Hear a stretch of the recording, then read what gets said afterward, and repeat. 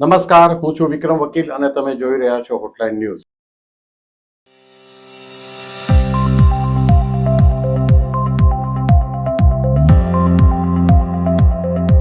ગુજરાતમાં નગરપાલિકાઓ, મહાનગરપાલિકાઓ અને સ્થાનિક સ્વરાજની ચૂંટણીઓ આવી રહી છે અને એની તૈયારી કોંગ્રેસે પણ પોતાની રીતે શરૂ કરી છે.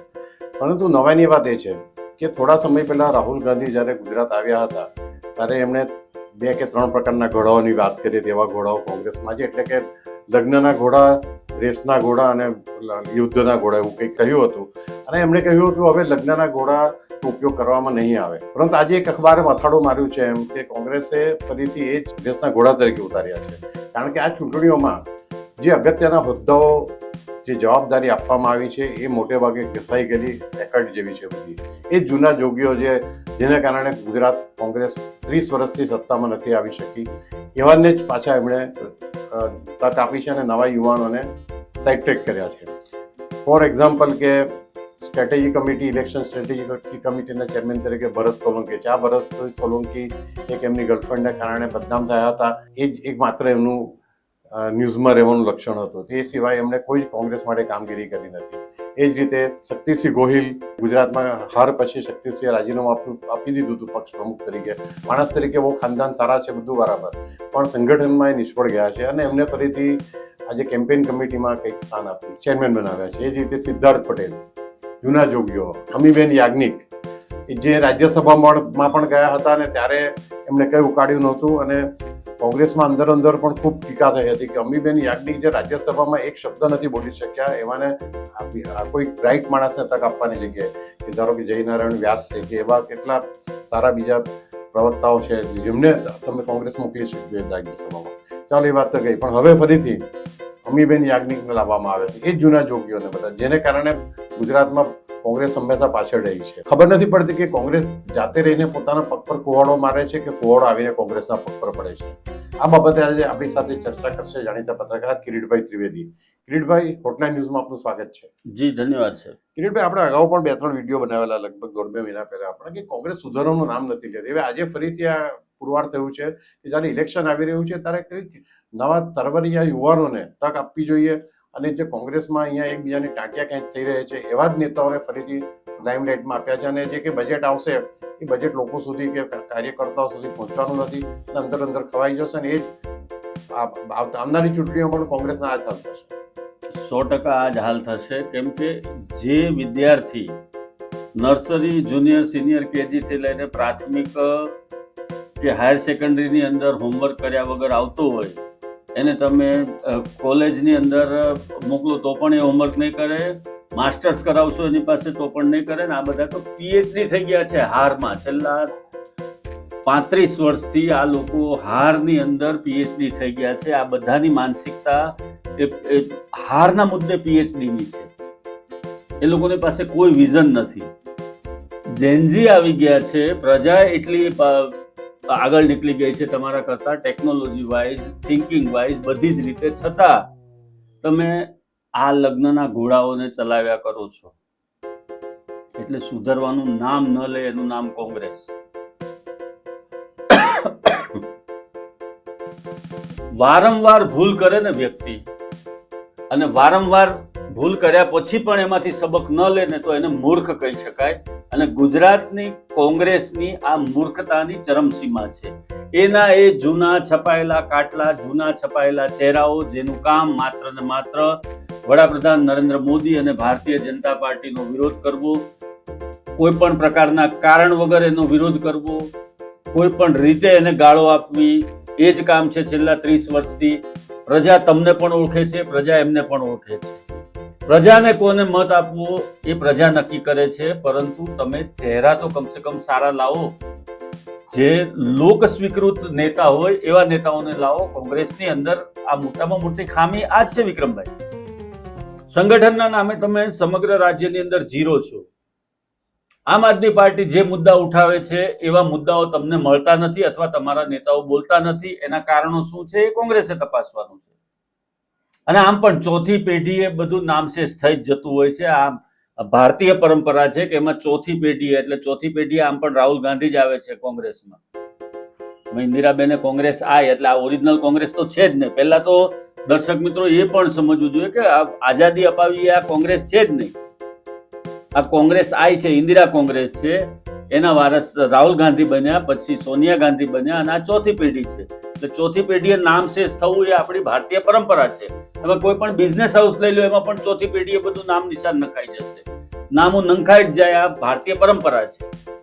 તો અહીંયા ગુજરાતની અંદર તમને આ છપાયેલા કાટલાઓ સિવાયના કોઈ ચહેરા નવા મળતા નથી કે જે લોકો આ મૃતપ્રાય થઈ ગયેલી કોંગ્રેસની અંદર નવો પ્રાણ ફૂંકી શકે, કાર્યકરોમાં ઉત્સાહ જગાવી શકે, જોમ જગાવી શકે, શેરીએ શેરીએ જઈને લડી શકે, એવા કાર્યકરો તમને મળતા નથી. જે પરિસ્થિતિ ભારતીય જનતા પાર્ટીની વિક્રમભાઈ 85, 86, 87 ની અંદર હતી, તમે મારા કરતા વધારે જોયેલું છે કે ભારતીય જનતા પાર્ટીના ટેબલ પણ નતા લાગતા, એવી પરિસ્થિતિ હતી. મતદાનના દિવસે બૂથની આગળ ટેબલ લગાડતા પણ એ લોકો ગભરાતા હતા, ભારતીય જનતા પાર્ટીના કાર્યકરો. એ લોકોએ છે 85 થી 90, 90 થી 95 જે પ્લાનિંગ કર્યું, માઇક્રો લેવલનું પ્લાનિંગ કર્યું, અને આજની તારીખમાં એ લોકો જે ચૂંટણી જીતવા માટેના પ્લાનિંગ કરે છે. તમે જો આ ભરતસિંહ સોલંકી હોય, શક્તિસિંહ ગોહિલ હોય, કદીર પીરજાદા હોય કે સિદ્ધાર્થ પટેલ હોય, આ 5 નામ પછી ભારતીય જનતા પાર્ટીમાં કેટલા લોક નેતાઓ આવી ગયા. કેશુભાઈ પટેલ આપણે ગણીએ શરૂઆતના તબક્કામાં, તો ત્યારે પણ આ જ ચહેરા હતા. વડાપ્રધાન નરેન્દ્ર મોદી મુખ્યમંત્રી બન્યા ત્યારે પણ લડવા માટે આ જ ચહેરા હતા. આનંદીબેન આવ્યા ત્યારે પણ આ જ ચહેરા હતા. વિજય રૂપાણી હતા ત્યારે પણ આ જ ચહેરા હતા. ત્યાર પછી ભૂપેન્દ્રભાઈ પટેલ છે તો પણ આ જ ચહેરા છે. અને હજી કદાચ એમ કહું છું કે 2027 ની અંદર જ્યારે વિધાનસભાનું ઇલેક્શન આવશે ત્યારે બધો જ પાવર ને બાગડોર આ લોકો પાસે જ હશે, કેમ કે કોંગ્રેસને ઇન મિન ને ટીન આ 5 નેતા સિવાય છઠ્ઠો નેતા ગુજરાતમાં મળતો નથી ને એ લોકોને નવો શોધવો નથી. આ લોકોની જ ભક્તિ એટલી બધી મોટી છે કોંગ્રેસની અંદર કે એના સિવાયના કોઈ ભગત મળતા જ નથી એને. અને ભારતીય જનતા પાર્ટીમાં પરિસ્થિતિ વિપરીત છે. ભારતીય જનતા પાર્ટીમાં વૈકુંઠ નાનું ને ભગતડા જાજા એવું છે. અહીંયા વૈકુંઠ જેવું કઈ છે જ નહીં, ભગત મળતા નથી. અહીંયા પરિસ્થિતિ એ છે. એટલે આજે ચવાયેલી વાતો છે, ચવાયેલા આક્ષેપો છે, ચવાયેલી બધી જ રાષ્ટ્રીયતાની વાતો કરવી ને ધર્મની સાઈડ પર રાખવો રાજકારણમાંથી, એવી ફિલોસોફી ચલાવી લોકોની વચ્ચે. અને જે પરંપરાગત રીતે કોંગ્રેસના મતદારો છે એ પણ હવે એનાથી વિમુખ થઈ રહ્યા છે.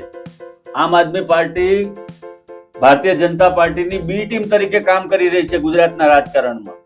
કદાચ વિક્રમભાઈ આ મહાનગરપાલિકા અને નગરપાલિકાના ઇલેક્શનમાં મને તો એવું લાગે છે કે કોંગ્રેસ નામશેષ તો થઈ જશે પણ ત્રીજા ચોથા નંબરે ધકેલાઈ જશે આ વખતે.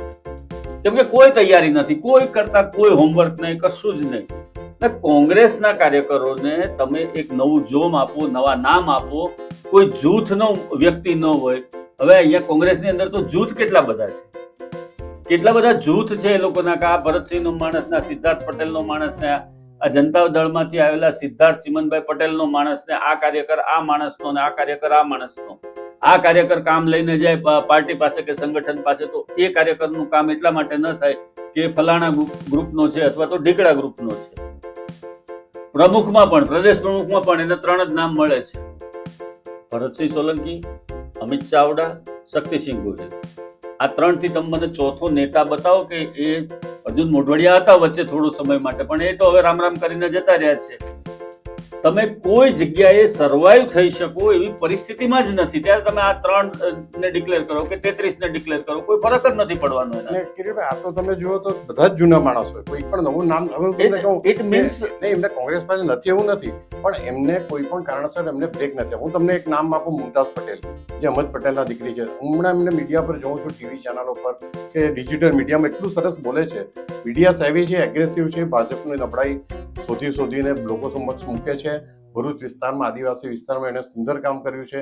તમે ભલે ફૈઝલ અને પટેલને તમે મૂકો નહીં આપો, પણ મુમતાઝ પટેલને મૂકો આપો તો જે લઘુમતી મતદારો છે એ પણ તમે તમારી સાથે પાછા આવી શકે. બીજું, જુનિયરની લઘુમતી બહુમતીમાં નહીં પડે તે હોશિયાર છે, એમનું ઇંગ્લિશ ફ્લુઅન્ટ છે, હિન્દી ખૂબ સરસ બોલી શકે છે.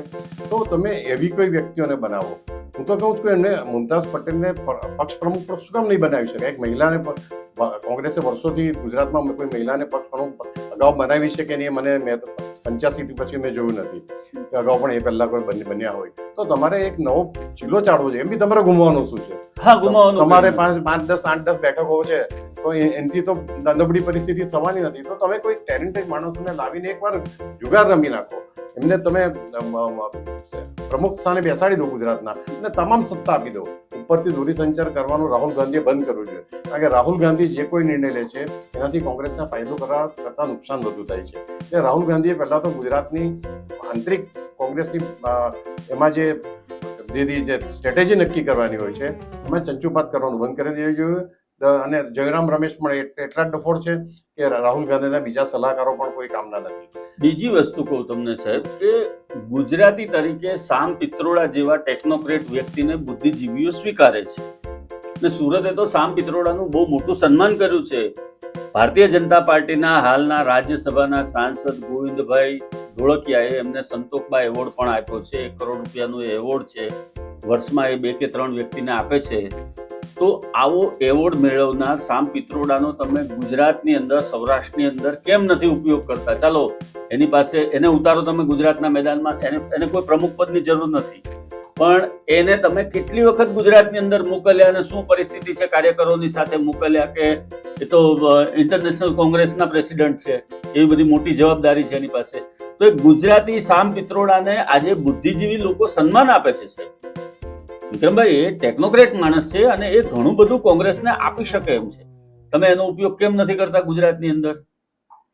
યા તો તમે ભારતીય જનતા પાર્ટી સાથે મિલી ભગતમાં આ મેચ ફિક્સ કરી દીધી છે, અથવા તો તમને સ્ટમ્પમાં બેટ મારીને આઉટ થવાની આદત પડી ગઈ છે, જે રાહુલ ગાંધીને છે જ ઓલરેડી. એ હિટ વિકેટ જ થાય છે અને કોઈ બોલર વિકેટ એની લેતા જ નથી. ભારતીય જનતા પાર્ટીના બોલરો એની વિકેટ લેતા જ નથી. એ હિટ વિકેટ જ થાય છે, સ્ટમ્પમાં જ બેટ મારી દે છે કાયમ માટે. અને દર વખતે આ પરિસ્થિતિ છે. 2027ની પહેલાનું આ લિટમસ ટેસ્ટ છે સાહેબ. વિક્રમભાઈ, આ લિટમસ ટેસ્ટ છે કે કોંગ્રેસ ક્યાં ઊભી છે. અને મને જે આશંકા છે એ જ છે, મેં અગાઉ કીધું એ રીતે, કે કોંગ્રેસ કદાચ 3જા 4થા નંબરે ધકેલાઈ જશે. કોંગ્રેસ કરતા અપક્ષોની સંખ્યા કોર્પોરેશનોની અંદર વધારે હશે, એવી પણ પરિસ્થિતિ આવી શકે છે. આ બધા જે લગ્નના ઘોડાઓને રેસના ઘોડા બનાવીને દોડાવવાનો જે પ્રયત્ન છે એની અંદર આ પરિસ્થિતિ આવી શકે છે. બીજી બાજુ આમ આદમી પાર્ટી એગ્રેસિવલી કાર્યકરોની ભરતી કરે છે. નેતાઓ, ભારતીય જનતા પાર્ટીના નેતાઓને, સુરતના જ મારા મિત્રો છે ભારતીય જનતા પાર્ટીના, એ લોકોને પેરોલ ઉપર લેવા માટે તૈયાર છે આમ આદમી પાર્ટી. Can you believe? એને કહે છે કે મહિને તમને 50,000 રૂપિયા, લાખ રૂપિયા તમને મળી જશે, તમે જે ફિલ્ડમાં કામ કરો છો એ કરો, પરંતુ તમે આમ આદમી પાર્ટીમાં જોઈન્ટ થાવ, તમને એના પેરોલ ઉપર અમે અમુક સમય માટે રાખીશું. આટલી લાલચો આપે છે અને એ લોકોને તોડવાનો પ્રયત્ન કરે છે. જો કે ભારતીય જનતા પાર્ટીના કમિટેડ કાર્યકરો છે, ક્યારે એના તરફ નથી જવાના. ગમે એટલા દુભાશે, સાઈડ ટ્રેક થઈ જશે, તો પણ એ જે ઓરિજિનલ ભારતીય જનતા પાર્ટીના કાર્યકરો છે ક્યારેય તૂટતા નથી. છતાં આમ આદમી પાર્ટી કાઠું કાઢી રહી છે. એ કોંગ્રેસની નબળાઈ છે. કોંગ્રેસની અંદર મુઠ્ઠી બુદ્ધિના નેતાઓના નિર્ણયો જે થોપવામાં આવે છે એના કારણે આ પરિસ્થિતિ છે. દિલ્હીથી ગુજરાત કોંગ્રેસનું જે સંચાલન હાલમાં થઈ રહ્યું છે એમાં ખરેખર આમૂલ પરિવર્તન લાવવાની જરૂર છે. હું તો કહું છું આ નિર્ણયને પણ રિફર કરવો જોઈએ અને નવેસરથી એક સર્વે કરાવી. કોંગ્રેસ પાસે તો નેતાઓની ખાણ છે દિલ્હીની અંદર, એમાંથી 5-7 ટોપ લીડરને મોકલી અહીંયા કાર્યકરોનો મત શું છે, કાર્યકરો શું વિચારે છે એ બધું જાણ્યો અને પછી જરૂર પડે તો અમિત ચાવડાને પણ સાઈડ ટ્રેક કરી અને પછી નિમણૂક કરવામાં આવે તો કોંગ્રેસને કદાચ પોઝિટિવ રિઝલ્ટ થોડું ઘણું મળી શકે. પ્રજા થાકી ગઈ છે ભારતીય જનતા પાર્ટીથી, એ વાત પણ નિશ્ચિત છે, પણ એની પાસે વિકલ્પ નથી. વિકલ્પ બનવાની તક તમે વારંવાર ગુમાવો છો.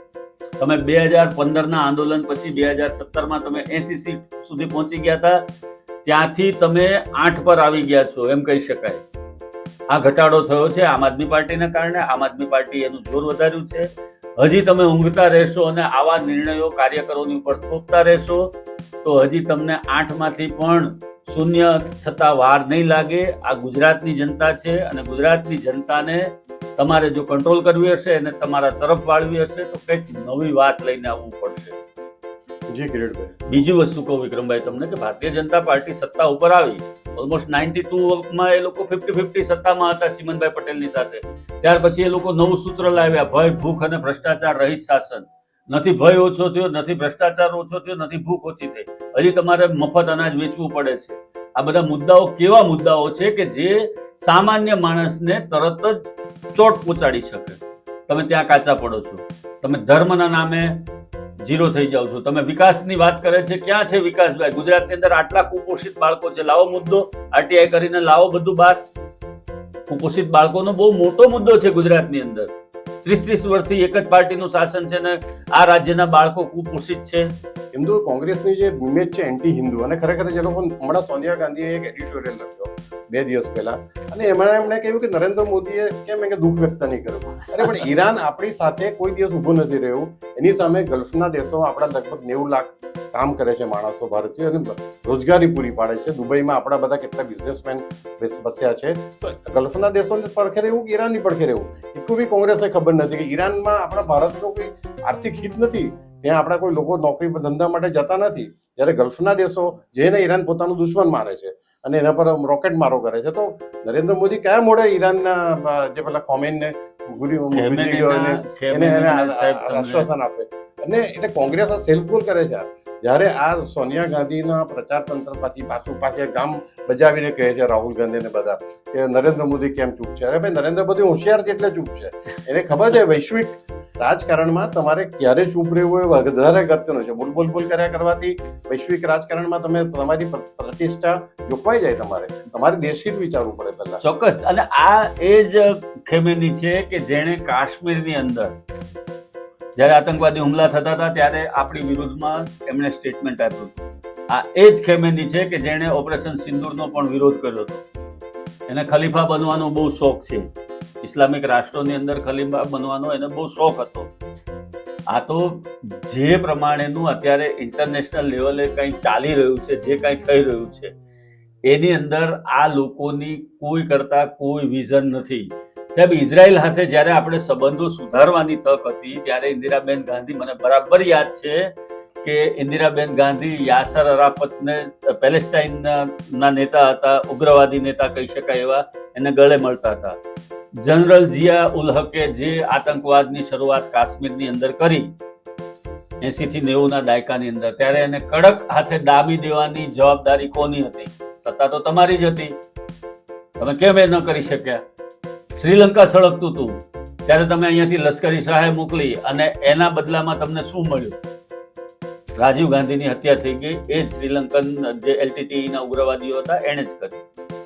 કયા મુદ્દે બોલવું, ક્યાં મદદ મોકલવી અને ક્યાં શું કરવું, એ કદાચ આપણે વડાપ્રધાન નરેન્દ્ર મોદીને શીખવવાની કે સલાહ આપવાની આ 150 કરોડમાંથી કોઈને જરૂર નથી. હું તો એવું માનું છું અંગત રીતે કે એ વ્યક્તિ બધી જ રીતે કુશળ છે અને કુશળતાથી સંચાલન કરે છે. એમની પાસે 100 માણસોની ટીમ હોય છે, એમણે અભ્યાસ કર્યો હોય છે વિદેશ નીતિનો. રિટાયર્ડ બધા જે IAS અધિકારી હોય છે એમની ટીમમાં હોય છે.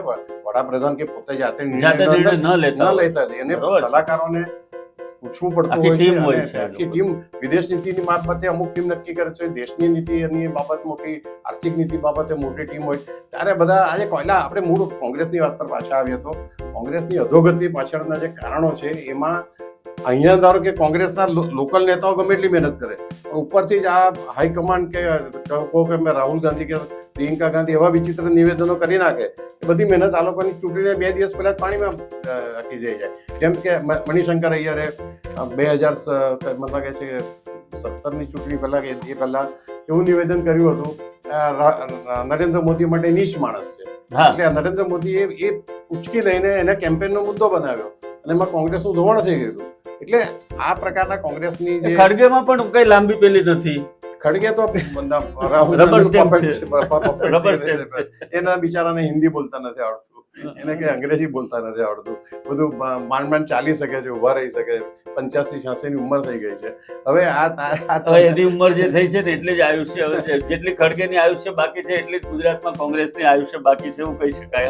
હવે આપણે આજે ભરતસિંહ સોલંકી અને શક્તિસિંહ ગોહિલ કે આપણે એને માત્ર ને માત્ર આ લોકોને શુભકામના આપી શકીએ કે તમે આવો ને કંઈક પરિવર્તન લાવો, ગુજરાતની પ્રજા માટે કંઈક કરો. પરંતુ અમને એવી આશા છે કે તમે કંઈક કરી શકો એમ છો. આમાં તમારામાં સુધારો કરીને, કાર્યકરોની પાસે જઈને, કાર્યકરોની સાથે રહીને લોકોનો મત કેળવી શકો.